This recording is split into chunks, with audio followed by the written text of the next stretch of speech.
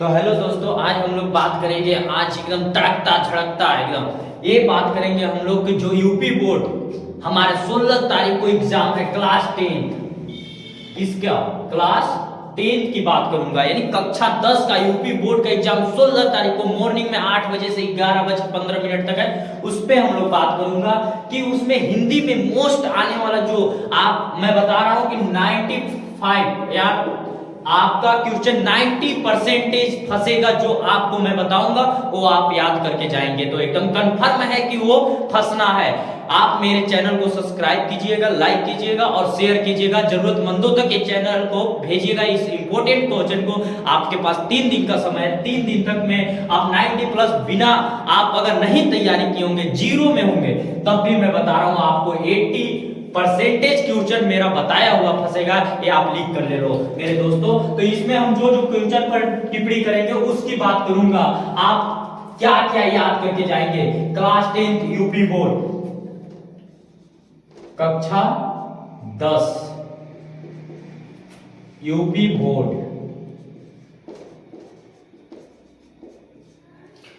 Board कक्षा 10 की बात करूंगा मेरे दोस्तों। पेपर हिंदी। कौन पेपर? हिंदी। और मैं हर एग्जाम का पेपर का मैं बता दूंगा कि कौन कौन आप क्वेश्चन तैयारी करके चाहिए मेरे दोस्तों। हर एग्जाम के समय आपको वीडियो मिलता रहेगा। सबसे पहले मैं बात करूंगा 20 नंबर की जो एमसीक्यू होगी, अर्थात बहुविकल्पीय।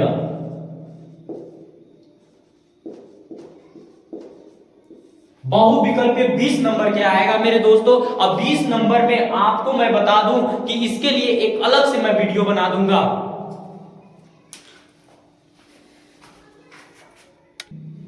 आपको सुबह तक एमसीक्यू का क्वेश्चन टोटल मिल जाएगा मेरे दोस्तों। आज हम बात करेंगे वर्णनात्मक प्रश्नों का।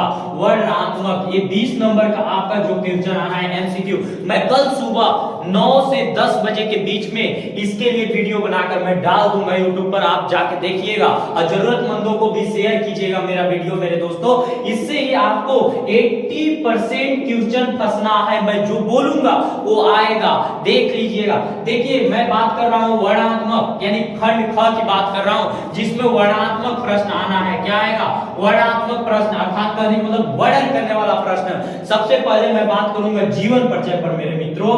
जीवन परिचय आपको 10 नंबर देकर जाएगा। 55 नंबर का 2 जीवन परिचय आएगा मेरे दोस्तों, 2 तो गद्य से आपको याद करना है मित्रता चैप्टर, अर्थात मित्रता के लेखक आचार्य रामचंद्र शुक्ल। आचार्य रामचंद्र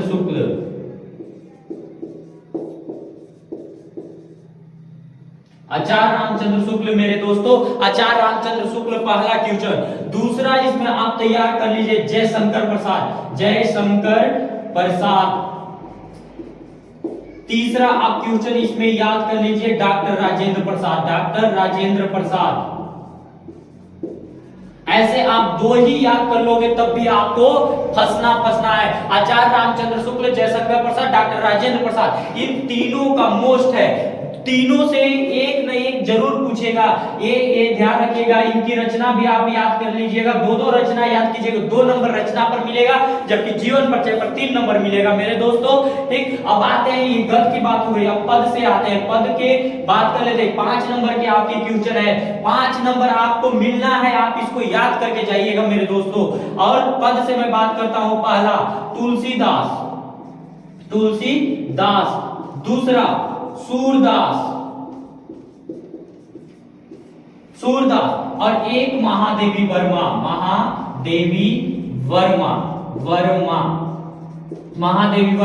ये 3 ऐसे टॉपिक है जिनसे फंसना तय है। अगर आपको ये नहीं याद हो रहा है तो इसमें एक और जोड़ लीजिएगा। ऐसे रसखान का जोड़ सकते हैं या रामधारी सिंह दिनकर, इसमें जोड़ लीजिएगा रसखान। किसका जोड़ लेंगे? रसखान का जोड़ लेंगे। ये 7 ऐसे हैं जिनको आपको पढ़कर याद करके रट कर जाना है। ये 5 नंबर भी आपको मिलेगा। लिख लीजिए, आप नोट कर लीजिए या फिर इसको स्क्रीनशॉट कर लीजिए मेरे दोस्तों। आपको जरूर से जरूर इसमें फंसना है। एक क्वेश्चन जरूर फंसेगा मेरे दोस्तों।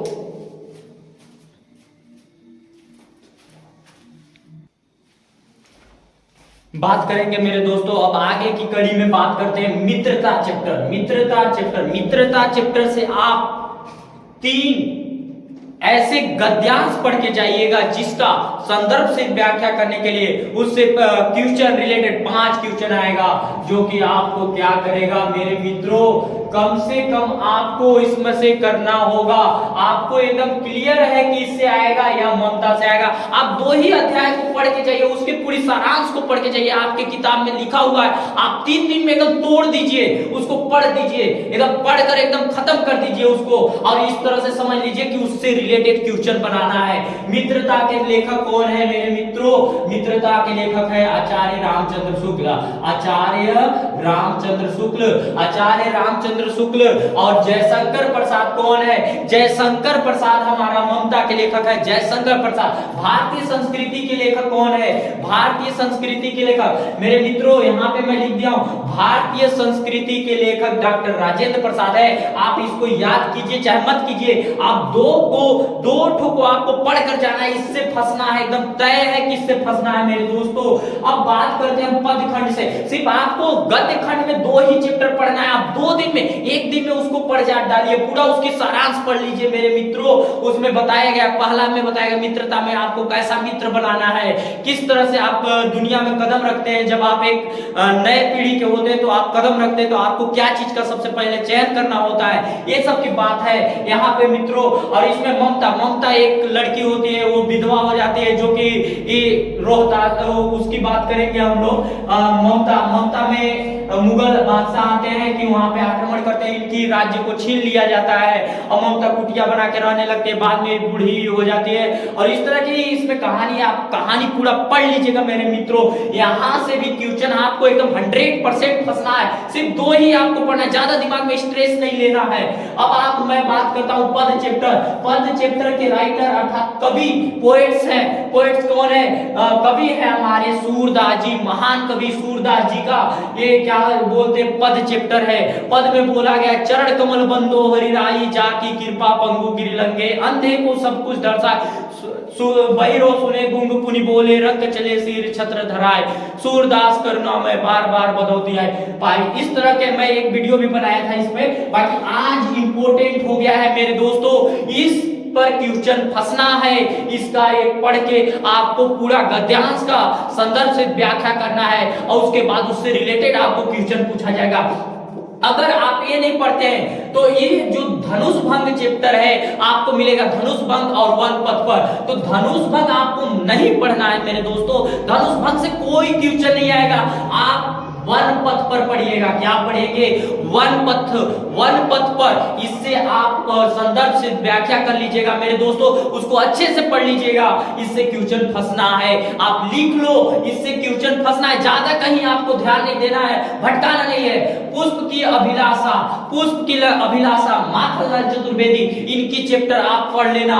और चाह नहीं मैं सुरबाला के गहनों में गुथा जाऊं मेरे दोस्तों, इस तरह का है। वाराणसी चैप्टर आप संस्कृत खंड में चलिए, वाराणसी चैप्टर से आपको क्वेश्चन आना है। और एक प्रबुद्धो ग्रामीण, एक ग्रामीण लोगों की बात है, प्रबुद्धो ग्रामीण, ये वाराणसी है, वाराणसी से क्वेश्चन भी आएगा।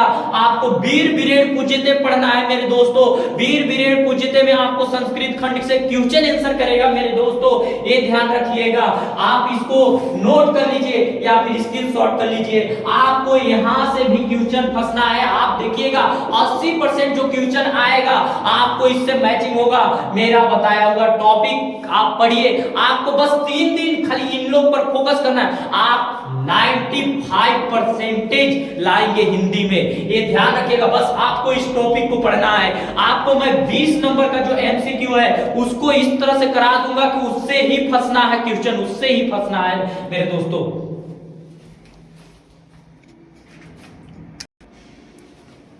ठीक है दोस्तों, आप लोग इसको हम इरेज कर देता हूं।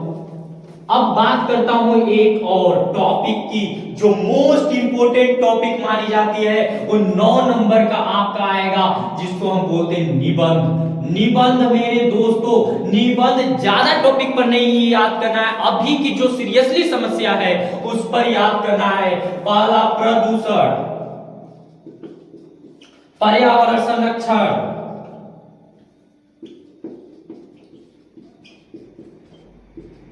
पर्यावरण संरक्षण, नारी सशक्तिकरण, नारी सशक्तिकरण मेरे दोस्तों इस समय बहुत एक कंडीशन जो है नारी सशक्तिकरण, इस पर भी आपको याद करना है। ए टॉपिक 3 टॉपिक मोस्ट टॉपिक है। अगर आपको मेरे दोस्तों ये टॉपिक याद कर लेते हो तो इसमें से भी फंसना है मेरे दोस्तों। ये 9 नंबर का क्वेश्चन आएगा मेरे दोस्तों। एक और की मैं बात करता हूं जो कि 3 या 4 नंबर का आएगा, जिसको बोलते हैं हर एक साल आता है। ये तो लिख कर ले लो, आपको पहले ही ये सब याद कर लेना चाहिए था मेरे मित्रों। ज्योति जवाहर खंड काव्य के आधार पर पंडित जवाहरलाल नेहरू का चरित्र चित्रण कीजिए और इसकी सारांश लिखिए, अपने कथा वस्तु लिखिए अपने शब्दों में। मेरे दोस्तों 2 क्वेश्चन रहेगा, 1.5 नंबर का होता है, ज्यादा का नहीं होता है मेरे दोस्तों। 1.5 नंबर का होता है। कितना नंबर का होता है? 1.5 नंबर का होता है मेरे दोस्तों। इसको आप पढ़ लीजिए, आपको फंसना है मेरे दोस्तों। और कल मैं एमसीक्यू की बात करूंगा, उस पर क्या क्वेश्चन आएंगे, संस्कृत खंड में क्या क्या क्वेश्चन आएंगे मेरे दोस्तों, मैं उन पर बात करूंगा। आपको श्लोक याद करना है, मात्र 3 श्लोक। कौन कौन? बंधनम मरणम वापि जयो वापि पराजयः उभयत्र समो वीर वीरभावो ही वीरता। पहला मेरे दोस्तों। दूसरा क्या होता है? अब तो दुर्गामी च साक्षरो न च पंडिता अमुख स्फुटोक्ता च यो जनाति स पंडिता। इस तरह से आपको 3 सिर्फ श्लोक याद करना है मेरे मित्रों। 3 श्लोक में से ही फंसना है, उसका आप संदर्भ से व्याख्या भी कर लेना मेरे मित्रों। एक बात मैं बता दूं कि इसमें से भी आपको संदर्भ से व्याख्या करने के लिए आएगा मेरे दोस्तों। श्लोक भी लिखना रहेगा, जो उस प्रश्न पत्र में ना आया हो उसको भी लिखना होगा, आपको इसमें भी याद करना होगा मेरे मित्रों, ध्यान रखिएगा।